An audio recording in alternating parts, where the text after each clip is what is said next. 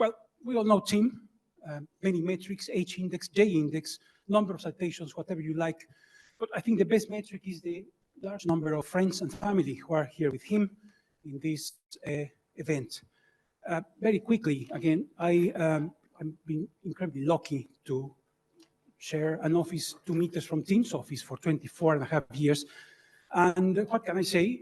As Robert Frost, the poet, said, all truth is dialogue. With Tim has always been a dialogue, be it about statistics or personal matters or whatever, but it has always been incredibly useful. I mean, if I could characterize Tim, he is into useful courtesy. He's always polite, he's always brilliant, he always goes to the point, and he tells you things as it is. Can I just say also a very brief personal note? For about, I think, 10 years, he had what he described to me as the most frustrating job in his life, which was to appraise me.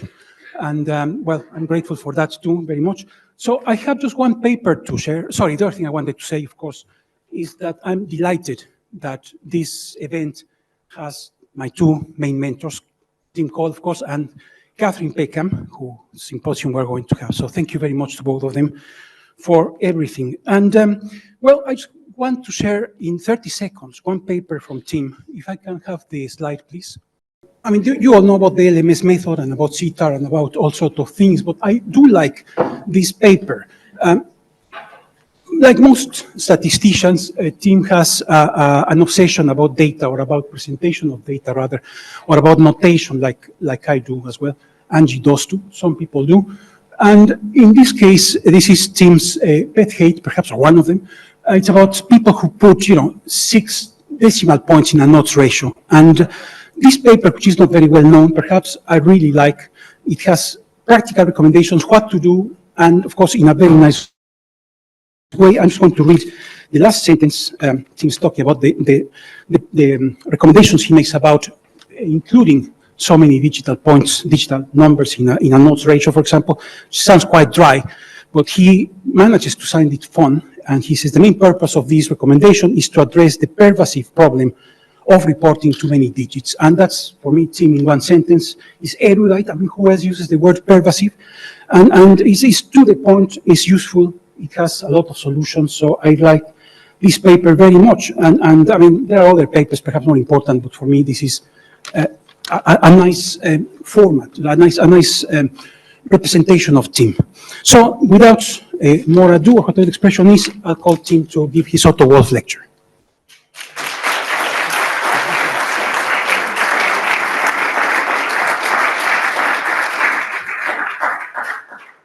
This is a very strange day. Good afternoon, everybody. To see so many friends, family, and colleagues all collected in one place. I'd like to tell you the story of my career in medical statistics, summarized by a series of statistical stories. I was 22 when I decided I wanted to be a medical statistician, and in the 55 years since then, I've had just the most wonderful time being able to do just what I wanted, and astonishingly being paid for it as well. Now, I've been thinking, why was statistics attractive to me? What was it about it that I liked? And I worked on an analogy which relates to a data cloud. And so somebody will come to me with a research question and a data set, and they will ask me to work on it. And I visualize that data set as a data cloud, a ball of points in the air, which I can then climb inside, and I can look around and see what it is. And I'm looking for patterns, I'm looking for structure, and I'm wanting to answer the research question. To do this, I have to clear the fog within the data cloud, and I'm going to use my knowledge and skill and experience to clear the fog. And eventually, I'm going to be able to reveal the answer to the question. And there's the answer, and I'm hoping you can read that. And what it says is the answer. Now, that was being a statistician. The other question is, why am I a medical statistician? And that's easy. I come from a medical family. So these are my parents, John and Peggy, on their wedding day. They met over a dissection table in the medical school at Birmingham University during the war. And Dad was a successful consultant radiologist, and Mum later became a general practitioner. And all through my childhood, a copy of the British Medical Journal would drop through the letterbox on a Friday morning, rolled up in a brown paper wrapper, very characteristic. And my father used to collect these in a pile in his study. And occasionally I used to look at them, but it just meant to me that the BMJ was medical. And then my brothers, it may surprise you to know that the three of us are related, but Andy at the top there is my older brother, and he also became a consultant radiologist, working initially with Dad, and then latterly he emigrated to Australia. And then George below, he thought about medical, going to medicine, but then taught maths instead. I'm delighted that George is here today. Andy sadly isn't, in Australia, but I also have other members of the family, my cousins, John and Dee, my honorary brother, Ranjit Sandhi. I can explain that if you ask. And then my close family, and then Angie's family are also here, my wife's family. So that's just lovely. So for those of you who are thinking they could slip away without staying to the end of the lecture, I thought I'd give an executive summary now. Too long, didn't read. So in round terms, I've published about 700 peer-reviewed papers, and I've missed a slide, how annoying. And there should be a picture telling you what the papers are about with the named words from the titles. There are about 1,300 co-authors who I've published with, and that the word cloud there indicates the ones I've published with most often. So the obvious names are Prentice, that's Anne Prentice, who you will hear later, Alan Lucas, Jonathan Wells, who else is here? I'm trying to name check people who are here. Atul Singhal, Charlotte Wright, Elizabeth Poskett's there somewhere. Anyway, I'm going to miss lots of people out, so I'm embarrassing about that, but I hope you can find your name. Oh, that's odd, it's reversed. Gosh, it's switched those two slides around. The most useful thing about papers is that people will read them and then do something with them and cite them. And so these are summaries of the citations of papers I've published in the two reference databases that keep track of these citations, Web of Science and Google Scholar. And they indicate the number of citations that I was collecting each year from 1975 up to now. These are summarized by a statistic called the H index, which is a sort of average number of citations per paper published.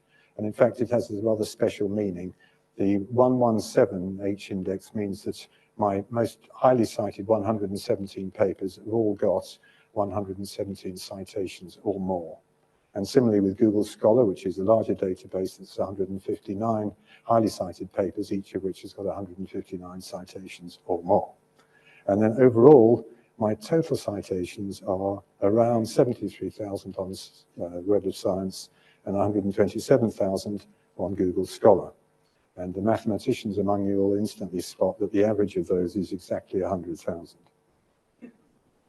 Now we come to a brief history of Tim, and you may spot a reference there to a popular book from the 1980s. So two important life events happened during this period. I was born in Sutton Coldfield near Birmingham, and then in 1970 I married the lovely Angie Pick, who I can tell you is here. And in the meanwhile, I went to Arundel School, I went to Cambridge University as an engineer, and I emerged from Oxford University as a medical statistician. So Angie and I got married in 1970, and as families do, they grow, and we had 4 children, and that's Tom on the right, Jonathan, and Zoe in the middle, and Becky bottom right. So Tom is here, Jonathan is meant to be here, I don't know if he's made it, yes he is, he's waving at me, and then Zoe is here with her family, and Becky is not here. And they very kindly have provided Angie and me with a lot of grandchildren. Here they are from 2015. It's a rather old picture because getting pictures of grandchildren is like herding cats. So I'm going to name check them from the right. Most of them are here. The majority are or will be here. So Joe on the right. Let's see if the cursor works. Does the cursor work? There's Joe. Jack is here. Josh is here. Simone's here. Carol is in the States. Mal's here. Jake is here. Max, Felix, and Xanthi in the tummy are coming later, and Ollie is not here. You can tell the age of the picture because Xanthi is no longer in Beth's tummy. She's 8. Anyway, she's coming later. So as my children grew up, I measured their heights on the wall because one does do that. And I had a trusty height kit to do that. So I had a little book with a pen and a tape measure and a ceramic tile to hold up against the wall to avoid parallax. And then I also had a cold calculator, quick visual aid, which I'll tell you more about in a minute. And these were all written down. And then the children also had to put up with the possible indignity of having these large A3 size growth charts stuck up around the house to keep track of how tall they were as I plotted them through. And these are Tanner Whitehouse charts, and I shall be referring to them later. And they were the official UK charts at the time they were growing up. So I went to Oundle School, as I said, and I started writing there. I wrote in the Laxtonian, the school magazine. And I wrote 3 rather extraordinary articles, actually. The first one was Things That Go Bump in the Night, interpreting dreams. The second was The Battle of the OK Corral, which is a story about some battle Wild West. And then the third one was The Loch Ness Monster. So these 3 articles, I've been back and had a look at them, and they're perfectly competently written. But there was rather a serious problem with all of them, which was that they were all plagiarized appallingly in that I'd read a book, I thought this is an interesting book, I'm going to tell other people about it, but I omitted to mention the book, and to this day, I don't know what the books are. And so my bad. I went on to Cambridge University, Peterhouse, smallest, oldest college. That's a lovely picture of Peterhouse First Court, painted by Mohammed Jazmi. And I did a degree in mechanical sciences, which is a fancy name for engineering.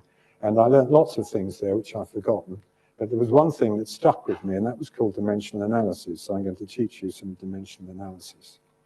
So it's the idea that physical quantities that you come across can be defined by more base quantities like time, T, or length, L, or mass, M, and there's lots of others. And then you can use these, it's a sort of building blocks thing. So velocity is length per unit time, or L divided by T. Acceleration is velocity per unit time, which is L divided by T, or L divided by T squared. And force is mass times acceleration, that's M times L over T squared. And it goes on like that. So the important principle of this is that any physical quantity you're working with can be put together as a series of base quantities multiplied together, raised to integer powers. And the reason this is interesting is because they crop up in growth statistics. So you come across indices of weight and height, weight over height squared, etc. And also a thing called a Box-Cox power transformation, weight squared, weight, log weight, weight, 1 over weight, and so on. So that was Peterhouse. My third year, I did a Principles of Industrial Management course, which included some statistics, my first exposure to it, and I rather liked it, and my tutor suggested that I should go to Oxford to do a 2-year course in statistics, which I did. So I went to Oxford. And I was now at Merton College, the sister college of Peterhouse, also the oldest college, actually older than Peterhouse, where I did a Bachelor of Philosophy in Applied Statistics. And this thesis is staggeringly unexciting and uninformative, the title, Some Applications of Multivariate Analysis in Comparative Physiology. Anyway, what that was about, I've been given some data on blood pressure in rats by Dr. Laurie Bailyn, and he was interested in the effect on blood pressure of hormones called noradrenaline and vasopressin. And so he produced lots of these graphs I've shown you on the right-hand side, which are rising curves of blood pressure against the dose of the particular hormone, noradrenaline. And my job is to fit a power regression model to these data. So this led to my first paper in 1970, and I'm going to try and read the title. Vascular hyperreactivity with sodium loading and with desoxycorticosterone-induced hypertension in the rat. I almost deserve a clap for getting that right. And the picture there is the dose response curves that I laboriously calculated. And this was my first exposure to what you might call growth curves, and that was 55 years ago. So we come to my first statistical story, adjusting lung function for size.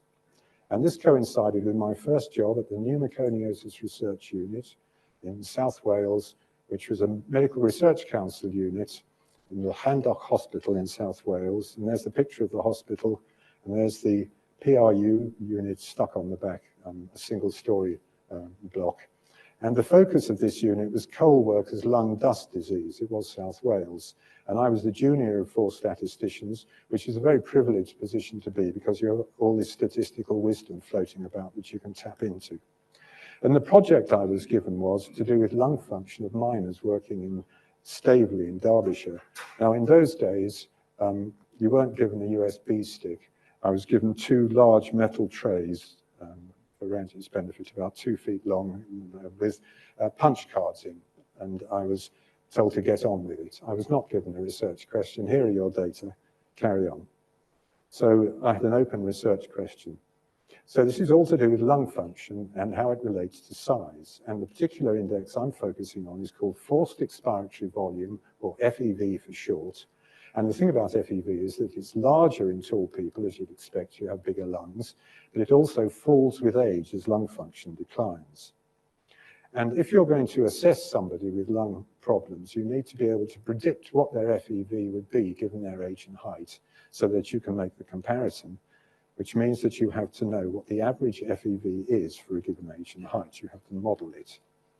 Now, the conventional adjustment at that time, which everybody used, was that it involved multiple regression, for those that understand that, in age and height. And the graph on the right illustrates the relationship that it corresponds to. So it's a plot of FEV against height, and there's a series of parallel rising lines indicating that FEV is higher in taller men. And the parallel lines are for the different age groups of men, age 30 at the top, and then progressively 40, 50, 60, 70, going lower as they lose lung function. So what I discovered was that this model, this pattern, is wrong. And what you need to do is to add what's called an age-height interaction to it, and that has the effect of making the lines no longer parallel. The top lines for the young men are steeper, and the shallow line and the lower lines for the older men are shallower.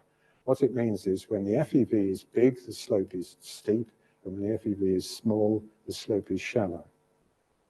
And so this was the model I was fitting with the interaction, but I could then discover that I could apply dimensional analysis to this, and by realizing that volume, which is a form of which the lung occupies, you can think of the lung as a box, and it contains air, and the 3 dimensions of the box are proportional to height, so the volume of the box is proportional to height cubed. So therefore, this equation I should have fitted should have included height cubed, not height.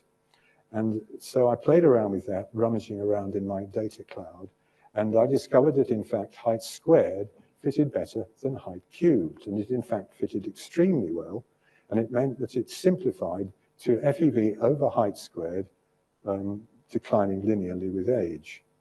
So this graph again shows the parallel lines with the conventional model of age plus height, and then this is the model of FEV over height squared on age, which adjusts for height. The FEV over height squared adjusts for height, and then that index declines linearly with age. And this fits better than what everybody was doing at the time, and it also makes better biological sense.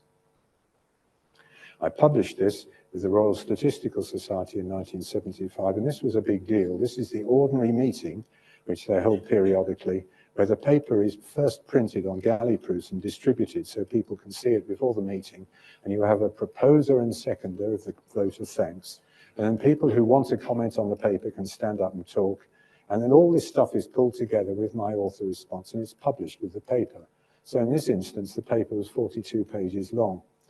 And what the paper showed was that the height power was 2, and that was based on 18 studies with over 11,000 subjects, so that was a very firm confirmation. So that was 1975, and now we fast forward 30 years to 2006, and I'm now here. I'm at the Institute of Child Health. I've been working here for 8 years, And Janet Stocks is the professor of respiratory physiology, who very sadly can't be here today. And she is interested to predict lung function in children with her PhD student, Sanja Stanojevic, and statistician Angie Wade, who I'm delighted to know is here and who is going to be speaking, I think, later. And the three of us worked together and produced a series of papers looking at how to predict lung function in children, adults, involving a lot of international specialists pulled together under the title the Global Lung Initiative. And we published this mega paper in 2012, and the first author was the late lamented Philip Cronje, who was Dutch. And you can see several of them, and I'll tell you on the next slide what the paper was about. So I'll read the title. Multi-ethnic reference values for spirometry for the 3 to 95-year age range, the Global Lung Function 2012 equations. And so these were equations for children and adults covering the range 3 to 95 years in 4 different ethnic groups based on about 100,000 subjects from 30-odd countries. And on the right-hand side is a picture of me and Janet and Philip and Sanja. And the picture shows the predicted FEV by age, sex, and ethnicities. So in childhood, FEV rises steeply. Hang on. No, there we are. So the FEV rises steeply in childhood, and then it falls linearly in adulthood, and it's slightly smaller in non-white ethnic groups. And anyway, the paper relied on the statistics that I developed in my 1975 paper, plus statistics that I developed in another paper, which I'm going to tell you about in a minute. So these papers have been very highly cited. They've had 5,500 Google Scholar citations. So my second story involves assessing growth, which actually is what this is all, the whole thing is about. And this involved my second job when I moved to Cambridge in 1975, and I joined the Medical Research Council Dunn Nutrition Unit in Cambridge, where we also had a field station in the Gambia. So the pictures on the right, the upper one shows the Dunn in Cambridge, and that's my porter cabin at the back. And then the bottom picture is the main laboratory in Kennebar in the Gambia. Now, the director of the Dunn was Roger Whitehead, and he'd previously worked for the MRC Uganda unit, and his focus was malnutrition in children. And so the Dunn was particularly interested in child growth and malnutrition. Now, I was, again, very privileged because in this time I was the sole statistician, which had the advantage that I got involved in an awful lot of what was going on. I was involved with malnutrition, obviously, and its counterpart obesity, growth and infection, dietary intake, energy expenditure, and overriding all that, growth assessment. And a quick explanation as to why child growth is important in an Institute of Child Health. This is a lovely quote from Ian Jefferson. I'm not plagiarizing this. Growth is the unique pediatric indicator of well-being, which can monitor a child for endocrine, nutritional, emotional, and physical health. That's quite something, isn't it? And this growth is the exposure of families to growth is through the Red Book, which Helen Bedford here looks after and has done for 20 years. Bravo, Helen. And all UK parents sort of a child's growth and development, and that's been around for about rapidly 30 years now, and you should be able to find some growth charts. You had it on you or used it yourself. And it's a record of a child's growth and development, and at the back, he said rapidly turning to the back, you should be able to find some growth charts. So here is a growth chart from the Red Book. This is for weight in boys, so it's colored blue. And so we've got the bottom axis is age for the first year, and the y-axis on the upper side is weight in kilograms. And we have a series of rising curves through the center of the 9 curves, each of which is called a centile line. And they have a label attached to them, which is a percentage between 0.4 at the bottom up to 99.6 at the top and 50 the median in the middle. And each line corresponds to, the label tells you what percentage of the children you'd expect to see below each line. So I plotted a point on the bottom centile. So this is a child, only 0.4% of children are lighter than this boy, so he's very light. Here's another child near the high centile, so only about 0.4% of children are above him, so he's very heavy. If you've got multiple measurements, you can plot them both on the chart and join them together with a line, and then the slope of that line can be compared with the slope of the centiles, and here they're parallel, and that's called centile tracking. This is a child growing slower than the centiles, so they're crossing centiles downwards, and here's a child growing much faster than the centiles and crossing upwards. So you now understand growth centile charts. So we're going back to weight for height now and assessing malnutrition. So this is at the Dun. And in 1975, when, rephrase that. So the focus is on malnourished children where weight is going to be low given the child's height, generally speaking. And in 1975, the way that was handled was using a weight for height chart. That's to say a chart of weight plotted against height with some centile lines on it. And this chart was interesting because it ignored the child's age. And in one sense, that's good because often in the third world at that time, age was not known, it wasn't registered. But also it's bad because age is informative and you're ignoring it. So this chart, as I say, ignores age and it wastes information and the outcome is biased. And you can sort of see this. If you think of a chubby baby who's long, quite an old baby around approaching a year, and then you think of a toddler who's short and they're lean, and they might be the same height, but they're completely different in shape. And really the chart shouldn't be comparing them, and that's what it does do. And is there a better way that one can assess weight for height? And the answer is that you need to adjust height and weight for age before you compare weight and height. So this brings us back to the Tanner-Whitehouse growth charts, which I mentioned before. Tanner was an extremely eminent auxologist, that's a growth expert, endocrinologist, and he worked here as the professor of growth and development for 30 years in the 1960s to the 80s. Everyone called him Jim. And these charts he published in 1966 with his colleague Reg Whitehouse. And you can use the charts to adjust height and weight for age. So you go into the chart with your child's height and you read off the height on the median, the middle centile, and you divide that median height into your own height to give an adjusted height.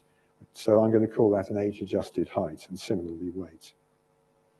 Now, this led to my first BMJ paper published in 1977, and this actually was assessing fatness rather than thinness, and this was a paper published with Elizabeth Poskett, and I'm delighted to say that Elizabeth is here.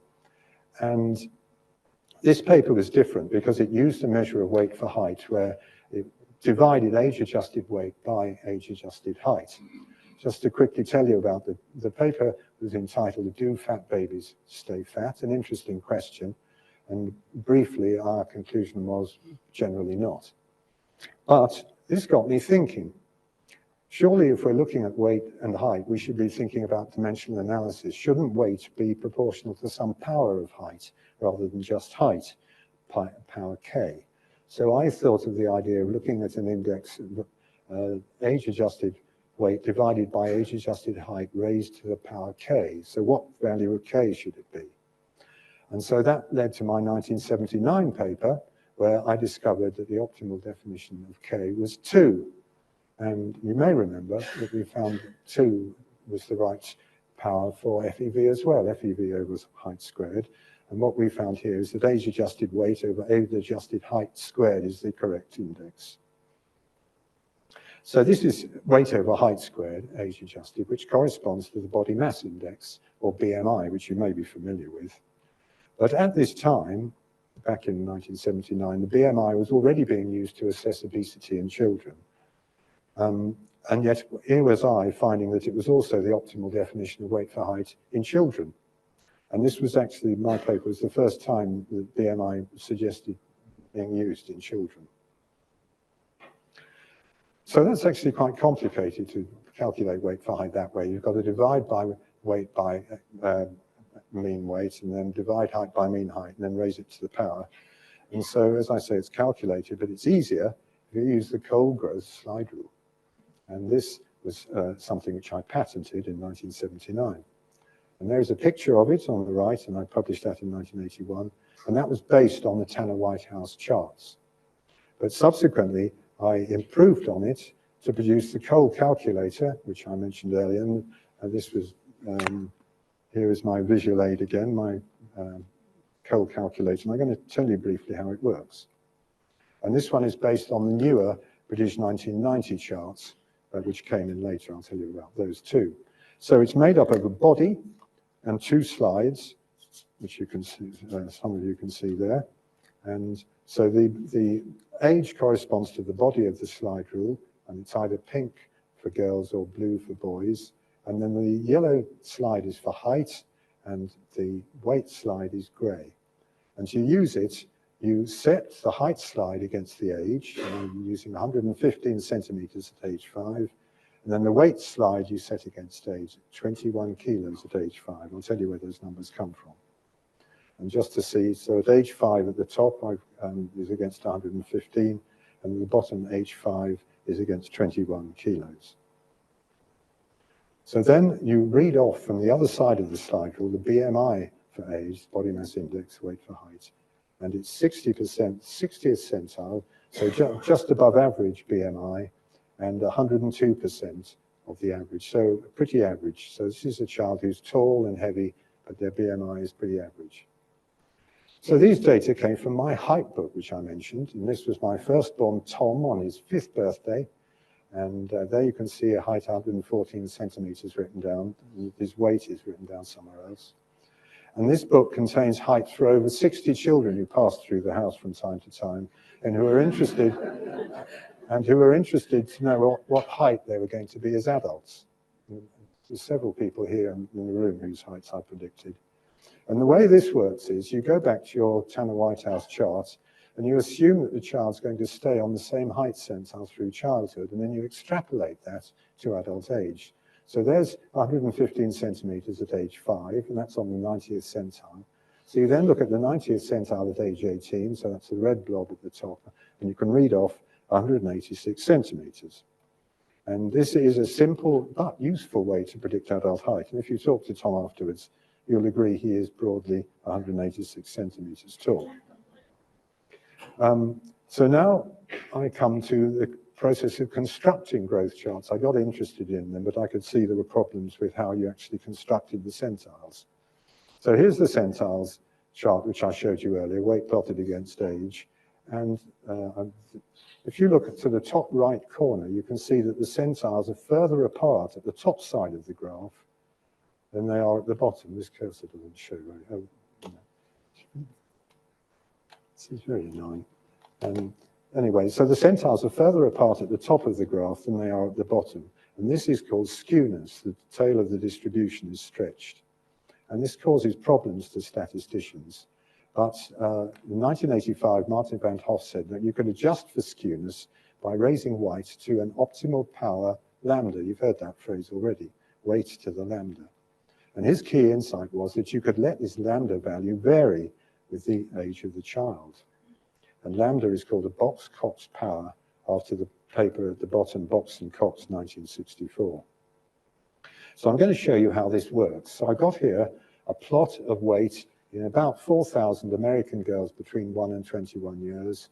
And the plot shows it's rising with age, and the spread increases with age in a complicated way. And the outliers, the sort of shadow, the halo around the points, is more obvious above the body of data than below. And what we want to do is to define centiles for these, and there are 7 centiles that we want to construct. So the first thing we do is split the data into narrow 1-year age groups and summarize the skew weight distribution in each group, first in terms of this Box-Cox power, lambda, then in terms of the median, mu, that's the middle point in the age group, then finally the coefficient of variation, which is a fractional standard deviation, sigma. And these values, lambda, mu, and sigma, change with age in a way that you might expect. So what we need to do now is to quantify how they change with age. And so we plot the values of lambda in each age group against the mean age and we fit a smooth curve through them. So the top graph there is green, and that's for lambda, the power, and that is called L for lambda, the L curve. So we get a smooth curve there. Then the middle graph, which is in red, is the median curve, or M curve, and that shows a line, and that is actually going to be the median curve on the fitted growth chart. And then at the bottom, we have a blue curve, which is for sigma, the coefficient of variation, or S, and that's the S curve. And this gives you the letters L, M, S, and hence the LMS method. Now, the centile curves that we're after are functions of these L, M, and S curves. And there's a rather nasty looking formula there that involves L, M, and S, and also Z of alpha, which is a number that defines which of the 7 centiles you particularly want. So if the LMS curves are smooth, then you know you're going to get smooth centile curves too, and that's indeed what you get as shown on the right. Now, I read this paper, I wrote this up and also published this in the Royal Statistical Society, again in ordinary meeting, and with a proposer and seconder and 12 discussants, and all pulled together. And this was only 34 pages long. What I wanted to do was to make this nasty formula I showed you, make sure that it was valid, and it certainly was. And that paper's been very well cited. It's got 600 Google Scholar citations. But there was one particular contribution to the discussion which excited me by Peter Green. Peter Green's on a cycling holiday in the south of France and regrets that he can't make it today.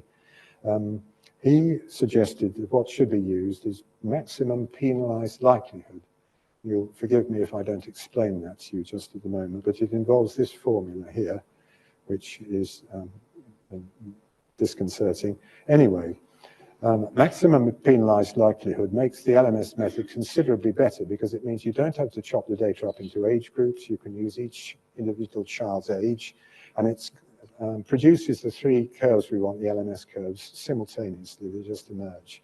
So we published this as Cole and Green in Statistics in Medicine in 1992, and this is now recognized as the standard method worldwide for constructing growth charts, and it's got over 3,000 Google Scholar citations. However, things move on, and now we have GAMLs.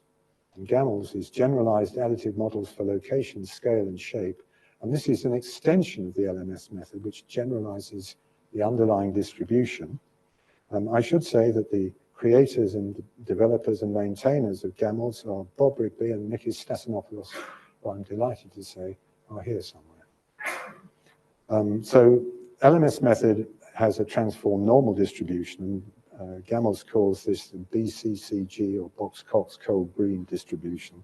But you can also adjust for kurtosis with transform T. This is for the statisticians, or you can do lots of other clever things with it. And that's also got well over 3,000 Google Scholar citations. Right, so I've generated the LMS method. What was I going to do with it? So we put together a plan to update the British growth charts. So in the 1980s, the Tanner White House charts were becoming progressively out of date because children were getting taller. And so 17 existing surveys were pulled together from various sources and analyzed with the new LMS method. And Mike Preece and Jenny Freeman and I published these in 2 papers in the Archives of Disease in Childhood. So the first paper was for height and weight centiles, Freeman et al. And the picture on the right shows a large A3 or bigger chart with the height centiles for the full age range at the top and the weight centiles below it. And then separately, BMI charts was the second paper. And this was the first time BMI charts had been produced for the UK. And that on the bottom right is the BMI chart for girls. And the BMI chart's very interesting because it rises very steeply in the first year, then it peaks at a year, and then falls back slightly, and then rises for a second time into adulthood. All these charts were included in the Red Book, which meant that all new parents were being exposed to these new charts. And that's pretty high exposure for a new paper, 700,000 births a year. And these charts became the official charts in the UK until 2009, when the World Health Organization produced some charts, which we incorporated. So this is now the UK WHO charts, which are the current official ones. And the WHO produced a growth standard, which they published in 2006, 20 years ago, nearly 20 years ago.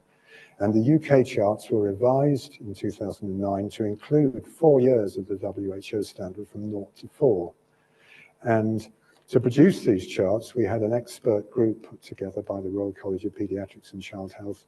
And there is a picture of us, happy band, expert group on the right-hand side, expertly chaired by Charlotte Wright, sitting in the middle at the front. And Charlotte is here too, I'm pleased to say. These charts you should be able to see at the bottom. Bottom left is age 0 to 4 for girls, and for boys 2 to 18 in the middle. And then on the back you can see copious instructions telling you how the charts were made and how to use them. And I have to say immodestly, I think these are the best charts in the world in terms of their design. Bit of an aside now, we're going to talk about statistical review and the BMJ. Now the BMJ, the British Medical Journal, is one of the world's oldest general medical journals. And here we have a lovely picture of the 4 surviving editors-in-chief of the BMJ. And this was posted, this was tweeted by Cameron Abbasi, and I don't know if he's here, perhaps not. But anyway, so we have at the front Stephen Locke, on the left Richard Smith, on the right Fiona, and that's Fee Godley, and then in the middle at the back Cameron Abbasi, who's the current editor-in-chief. So back in the 1980s, Stephen Locke introduced this idea of the hanging committee, which is a bit startling. And the hanging committee was based on the Royal Academy's hanging committee to decide which pictures to hang in their summer exhibition. And our hanging committee decided which papers to accept for publication. Stephen also introduced the idea of statistical review, and this was led at that time by the late lamented Martin Gardner and Doug Altman. So in 1991, Richard Smith created a second hanging committee, which was to deal with papers covering general practice. And he recruited 2 statisticians, Julie Morris and me. And there is the letter that he sent me inviting me to join. Later, these 2 hanging committees were merged and became called the Manuscript Meeting, and that now meets online weekly with a cluster of BMJ editors and a rotating statistics reviewer. And there's 8 stats reviewers, and they're led by John Deeks and Richard Riley. And Richard was going to come, but he's apologized. So thinking about reviewing BMJ papers, I was attending the fortnightly GP hang alternately with Julie, and we discussed 11 papers per meeting, so that's about 11 meetings a year. Then the weekly manuscript meeting, I attended about 7, I do attend about 7 meetings a year, and we look at 8 papers. And together, I think that means that I've reviewed over 2,500 BMJ papers. And just to tell you about the important work that the statisticians do for the BMJ, this is an article which was published in the Christmas issue of 2022, which you may know tends to be slightly light-hearted, and this is entitled, "On the 12th Day of Christmas, a statistician sent to me." It was written by Richard Riley, and the other statisticians, including Angie Wade, are there. And the idea was that it provided a list of 12 important statistical issues that arise in papers being submitted to the BMJ. And the paper was urging people during Christmas to set time aside to work their way through these 12 items during the 12 days of Christmas. I will avoid you singing the whole thing through, but I am going to sing you one of them. 5 calves fitting. And the reason I'm going to do that is because you may have spotted I like fitting curves. And at this point, it's worth pointing out that statisticians fall into 2 distinct and separate categories. There are those that like fitting curves, and I call them smoothers, and I'm a smoother. And there are the other lot, and they don't fit curves. They split things into groups, and they like presenting the results in tables, and I call them groupers. So are you a smoother or a grouper? So, right, carrying on with the story, a brief history of Tim continued. So 1970, I went to PRU, 1975 to the Dun, and then in 1998, when the Dun went through a metamorphosis, I came here, to my great joy and good luck. And I continued to be MRC funded until 2019, and then UCL took over the funding until my emeritus at the end of August. And so I spent 23 years at the Dun, 26 years here, and 49 years funded by the MRC. So we're getting on. I'm coming back now to child obesity. And this is a continuation of where we got to before, the IOTF cutoffs. Now, in adults, BMI cutoffs are used to define overweight and obesity. And for overweight, the cutoff is 25, and for obesity, the cutoff is 30. So if your BMI is above that, then that's what you are. For children, you use BMI centiles using the BMI centile chart, so adjusting for age. And you choose a particular centile, so for overweight, it might be the 85th centile if you're in the USA, or the 91st centile in the UK. And then for obesity, it's the 95th centile in the USA and the 98th in the UK. So this is all well and good, but there's two fundamental problems, that the cutoffs are different. There are different units for adults and children, BMI units and centiles. And in addition, the centile cutoffs themselves differ across countries and studies, as you could see. UK and US didn't agree. So this means it's impossible to make statements about prevalence across studies. And so this time in the late 1990s, it was becoming clear there needed to be some sort of international reference which would unify these cutoffs both across adults and children. And this was where the LMS method came in useful, because we have a plot here of the BMI centiles, 7 centiles, but it's possible then to add to this plot as points, the adult BMI cutoffs at 25 and 30 at age 18. So there's sort of transition point from child to adult. And then you can construct new centiles through those points that reflect the overweight and obesity in adulthood, but extrapolated back through childhood. And so the overweight cutoff is 25 in adults, or the 90th centile in children, and obesity similarly is 30 in adults, or the 99th centile in children. And so overweight and obesity defined as BMI being above the cutoff, and this then links the child and adult cutoffs. So this then led to the International Obesity Task Force project to make use of this, to use those BMI centiles, and new centiles were constructed averaging data from 6 large national surveys from 6 countries, Brazil, Britain, Netherlands, Hong Kong, Singapore, USA, nearly 200,000 points. And these led to the IOTF, or International Cutoffs for Child Overweight and Obesity, and those have been published in 3 papers. The first was in the BMJ in 2000, and that was for overweight and obesity. The second was in the BMJ 2007, and that was for the other end of the spectrum, for thinness. And then in 2012, I, with Tim Lobstein, who's here, published a paper putting the cutoffs into the LMS method framework to make them more accessible.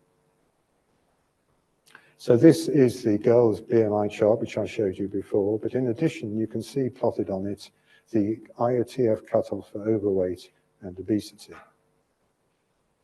So the graph on the right from the BMJ papers shows the set of cutoffs for obesity at the top, then overweight, and then 3 categories of thinness. And these are now used worldwide to classify child adiposity. And they have quite startlingly high Google Scholar citations. The first BMJ 2000 paper had 22,000 citations. The BMJ 2007 pushing 4,000.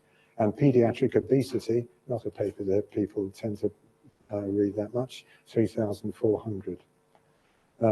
Just to say, the BMJ 2000 paper with a number of citations, I did a search for papers, all the papers with the UCL affiliation. There's about 500,000 of them.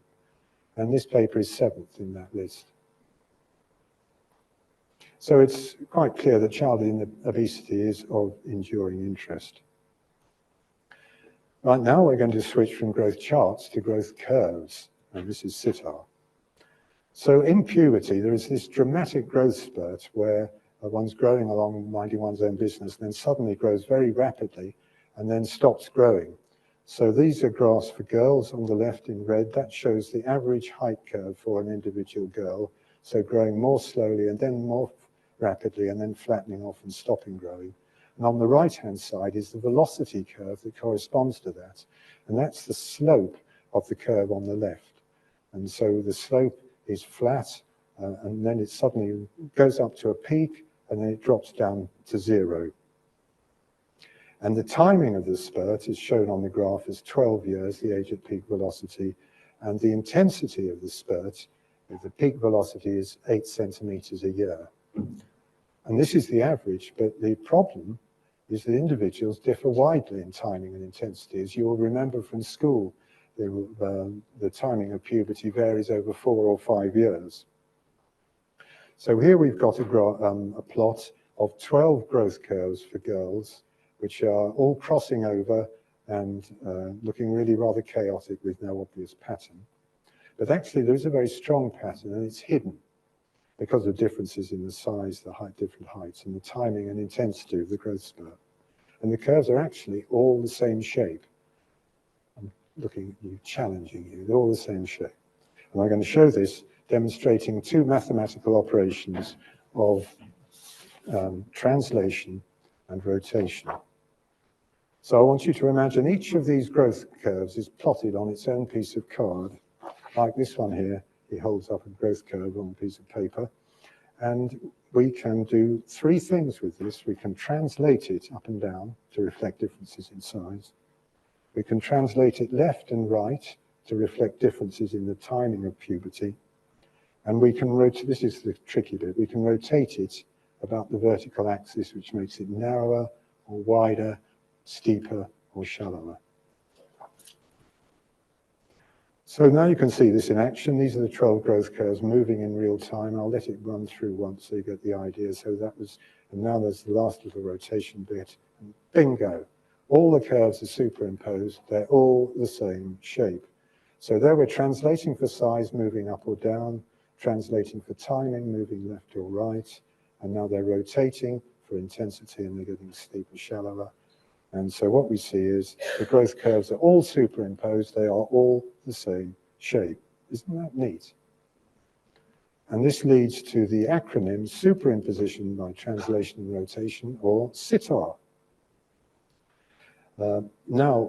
So these are the data, and drawn through there is a single smooth curve that I've drawn going through all the superimposed curves. What we can now do is to remove the data, and we're just left with the mean curve. And that summarizes the growth of all that group of children. It's the mean curve. And this brings us to sitar. Now, you may or may not know that sitar is an Indian musical instrument, and that's Anushka Shankar playing it. I don't have Indian sitar music to hand, I'm sorry about that. It is also the shape-invariant growth model, which I published in 2010 with Malcolm Donaldson and Yoav Ben Shlomo. Sitar, a useful instrument for growth curve analysis. And I'll give you a quick example of this. This is a randomized controlled trial from the Gambia, and the research question was, does a calcium supplement affect height growth in Gambian children?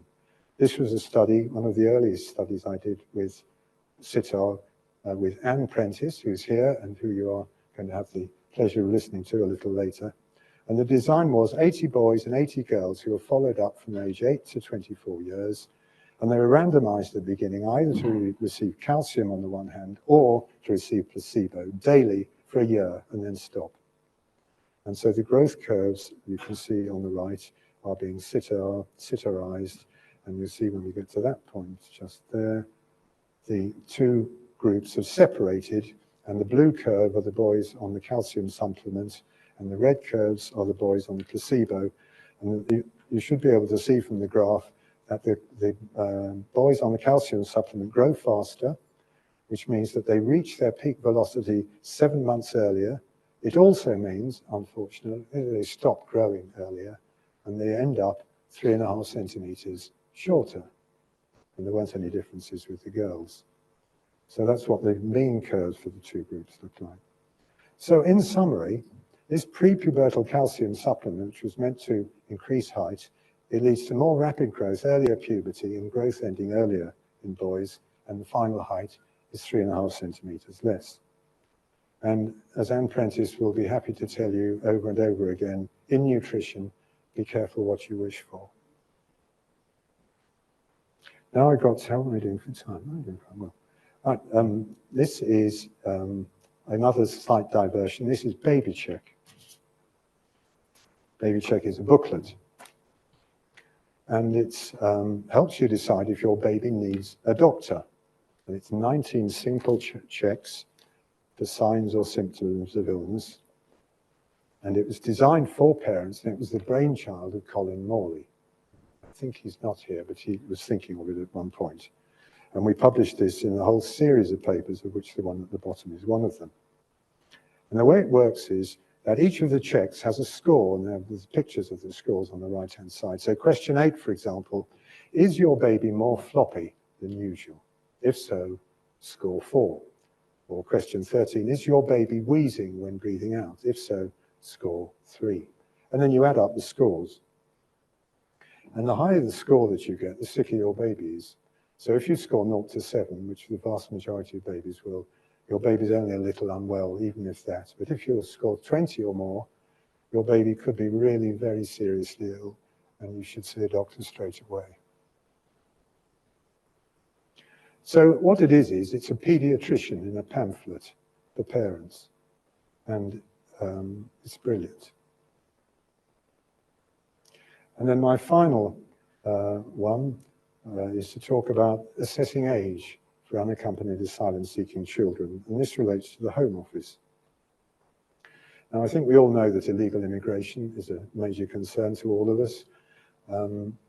When an asylum seeker lands in the country, they're asked how old they are, and if they say they're under 18, that age may or may not be accepted, and if it's doubted, then their age is formally tested. They go through a social worker interview process. But this process is, as you might guess, pretty hideously inaccurate, and the Home Office wanted to see if they could do better, so they set up a science advisory committee to advise on X-rays and teeth being introduced to improve the interview process. So this was the Age Estimation Science Advisory Committee, or ESAC, on which I was a member. And we reported our findings in 2023. That report is on the web. And the main recommendation of it was that we should use the likelihood ratio to combine the evidence from the interview on the one hand and from the X-ray on the other. You probably won't be too upset to know that I'm not going to explain the likelihood ratio to you, but the idea is that you combine the evidence to improve accuracy. And the key thing about the way we propose using a likelihood ratio is that it allows you to use the X-ray evidence if it's useful, and if it isn't, you ignore it. So you can't get a situation where it comes up with a silly answer and you're obliged to go with it. Anyway, the Home Office likes it, and they're in the process of implementing it as we speak. So getting to the end, how are we doing? Oh, I'm doing all right. So I've given you I told you 9 stories. That's lung functional size, that's FEV over height squared. The Cole calculator for assessing weight for height. Constructing growth charts with the LMS method. The British 1990 growth charts. Statistical review with the BMJ. Assessing child obesity of the IOTF cutoffs. Modeling growth curves with SITAR. Baby check and age assessment. I struggled to know how to end this, so I tacked on a postscript, which is about, this is a slightly whimsical, about the growth of citations. I talked about citations at the beginning, so I thought I would show you how citations grow in the same way that children do. They increase over time. So this is a growth chart showing the citation increasing over the years since it was published. And this particular example is my 1975 FEV paper. And the number of citations actually is 117, which is by chance exactly the same as my H index. So that's just one paper, but this is all my papers. And this is showing lots of growth charts, curves, for lots of growth charts for my papers. The ones with no citations don't feature there. And the top 5 papers there have all got 2,000 plus citations. So there you are, 55 years of work in a picture. So my thanks to the Medical Research Council for funding me for 49 years. My thanks to UCL for hosting me for 26 years and for all the friendship and collaboration. To my many, many co-authors, both pictured and named, and to my family. I'd particularly like to thank my granddaughter, Simone, who was a considerable help to me in critiquing this talk when I was putting it together. She was quite extraordinarily helpful. So there we are, and I'd like to thank you all very much indeed for coming.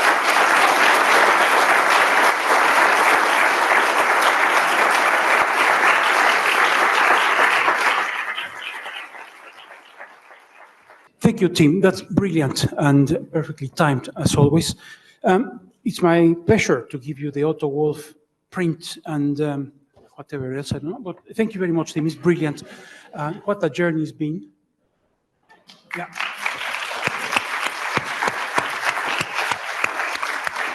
So that's it. There's no questions in the Otto Wolff lecture. So we have now tea, and can we come back at 3 o'clock for the Catherine Peckham Symposium? Thank you very much. Thanks, Tim.